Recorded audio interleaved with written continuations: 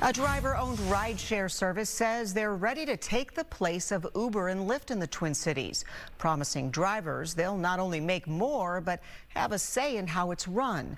Fox 9's Rob Olson is live with more now. And Rob, if Uber and Lyft leave on May 1st, can these alternatives actually be ready in time?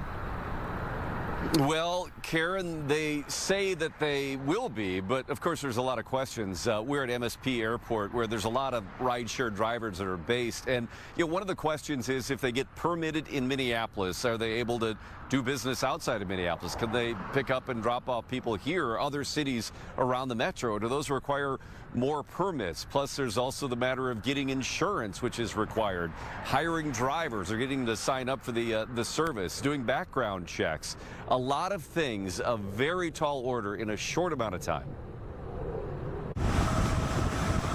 There are more than 10,000 registered Uber and Lyft drivers in Minnesota, making more than 20 million trips a year.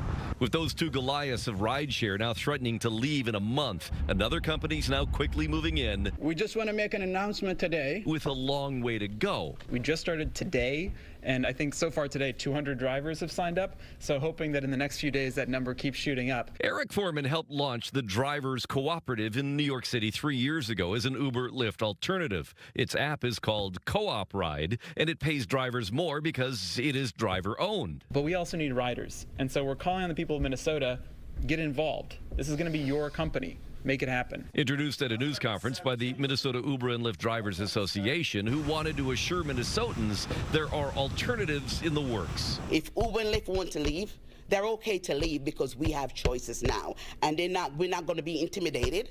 We're not going to be threatened by them.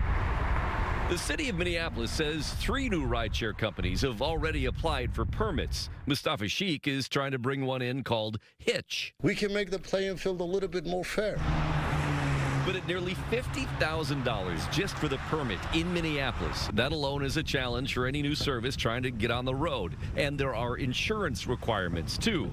But the drivers believe it can work, if not force Uber and Lyft to pay better. Only two major companies, companies have hijacked the whole state. Of course, too, there is work still going on at the Capitol, the state legislature, to try to hammer out a deal to try to just keep Uber and Lyft from leaving altogether, which they say they're going to do on May 1st. So that is in the works as well. You know that when lawmakers return from this Easter break, that work is going to be pretty high on the list. Live at the airport, Rob Olson, Fox 9.